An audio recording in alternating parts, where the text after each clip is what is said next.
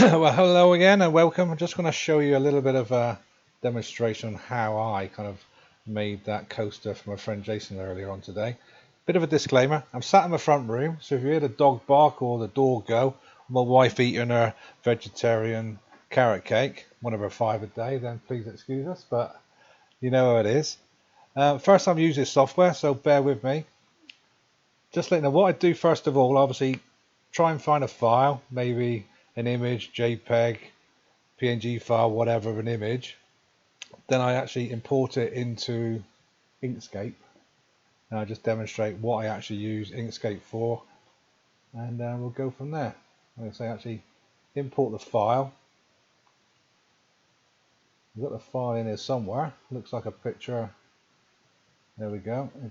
Was a poster of his Jason's dad's band. Obviously, I can't use that to make a coaster.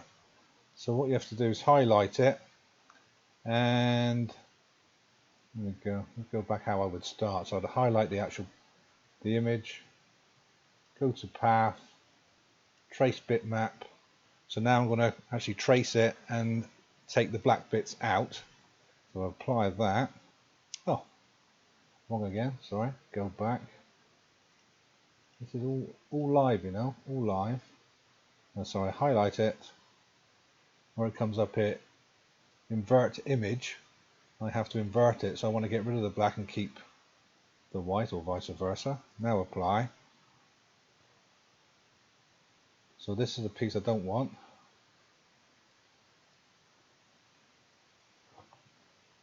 Let me go back here. Let's just delete that one, so out of the way.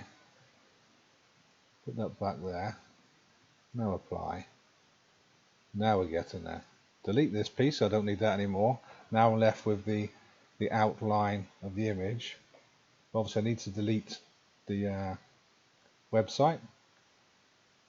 So if I'm highlighting to actually, you can see all these pieces actually like points, so it's making like a guitar, you know, you could draw it using those points. So I want to delete it, so actually highlight the bits I want to delete, just highlight and delete. Same again with this bit, delete, and that part down here, delete. So now I'm left with just the image I want. I can highlight that now, and it comes up with the size of the image in the top there. You can leave it as is, because I'll be changing the size of it in my next piece of software. So literally now I just want to take this piece, now I've got the image, and export it. I'll export it just to desktop, but I want to change it from a PNG file to a JPEG file. So change the JPEG, I'm going to put it onto the desktop. We'll change the name, just change it to test. If I can find the end of that there, we'll change that to test, TEST, put test 2, and we'll put it onto the desktop so I can find it later. And that's all we need to do in Inkscape. So you can close that down, don't need to save anything. So now I've got that image now on the desktop, just the outline that I need. So now I've opened up it already because it took a while to open. It's Fusion 360. So this is the software we use, Fusion 360. Open this up and you're presented with a blank sheet. So what I like to do, I'm going to do a coaster, so I know it's going to be a circular image.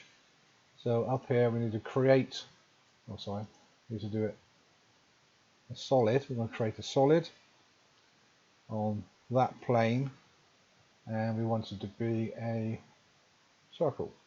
You know, you can do square, but obviously a circle. Doesn't matter where I'm starting from. If I start it from the center and drag it out, I can drag it to whatever size I want, or I can just type in the number. So we know it's going to be roughly about 100 millimeters. Just type in 100 there and press enter and finish the sketch. So now we've got a circle, 100 millimeters, but now we need to raise this circle. So what I have to do now, I highlight the circle, and then you can right click on it and do extrude. So you can drag it if you like, holding the arrow up and down, or you can type again in there. So we do like, I'll do 4mm. So now it's going to create like a flat disc. We'll do OK. So now as you see, what I do, I hold my mouse button, middle mouse button and shift, and you can move stuff around. Yeah. There we go. I'll do that again. Highlight, right click, extrude, and change that to 4mm. And then click OK. So that's done. Now I like to put a little bit of a ridge around the outside of the coaster.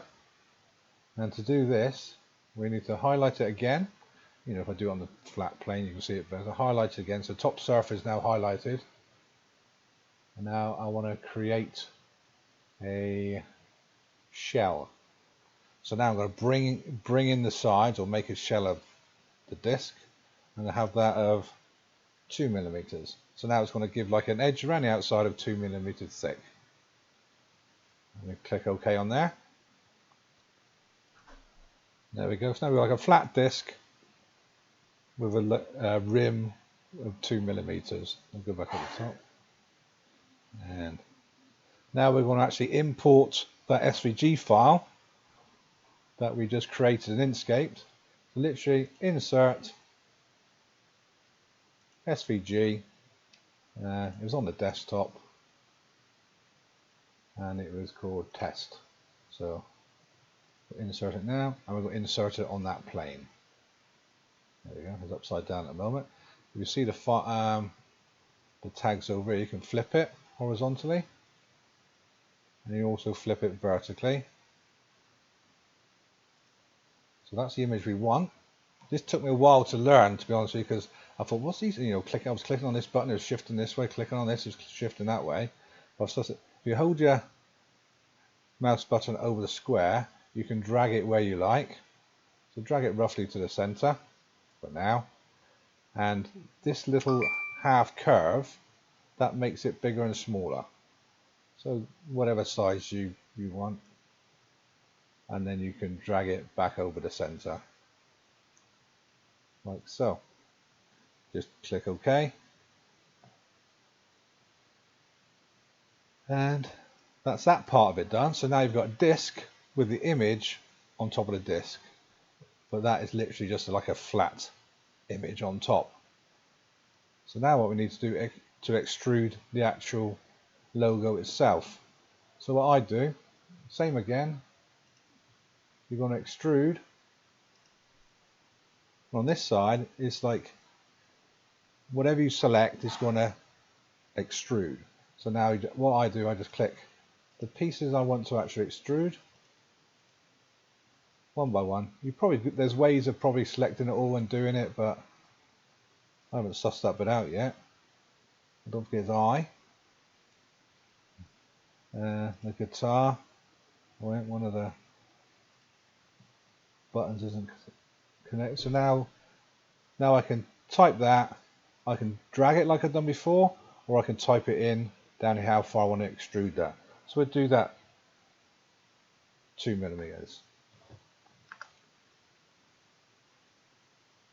So now that's taken the actual logo itself out by 2mm, and we can say we can look at that from the side. If I say we do this again, you can move the plane about. So that's part of it done. You can put any logo in there, you know, convert it from an SGV file into, you know, a flat plane, and then you can extrude it, or you can even what I've done sometimes, have the disc flat and actually make this go into the plastic rather than coming out of the plastic. So you have like a flat plane, like a flat disc with something indented into it, which is suddenly another way of doing things.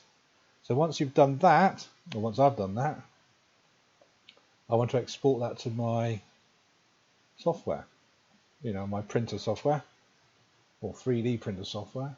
So now you just highlight it, or that's what I do, I just highlight just in case. And now I want to save it there so it's actually ready for next time. And now you need to save the file, export. You do 3D print, but on this software it goes to, I'll show you, I think it goes to my Cura software. Yeah, I think it goes to Cura software. You save it and then put it straight into Cura, but obviously I'm not using Cura this instance, but I probably can set it up on here somewhere for the other software I'm using. So let's cancel that. What I want to do is save it as a STL file. So I want to export. You choose what file you want it to be. I want an STL file, whatever name you want to call it. TEST2. Location. I'm going to put it back on the desktop.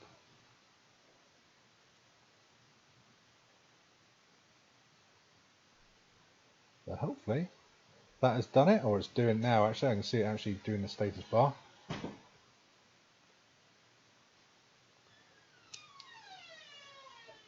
I must admit, I think just before I started doing this little video, it came up saying Fusion was having a bit of an error. So hopefully this is working.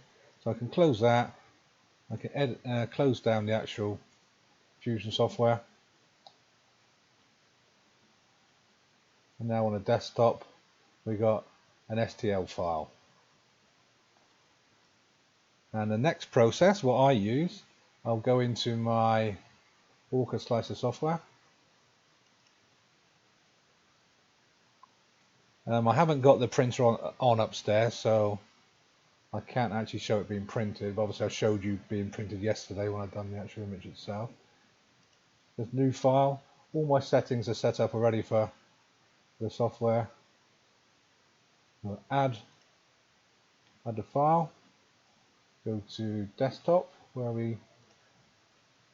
and it's the test2stl, open it up, and there you go. That's it. That's how I do it.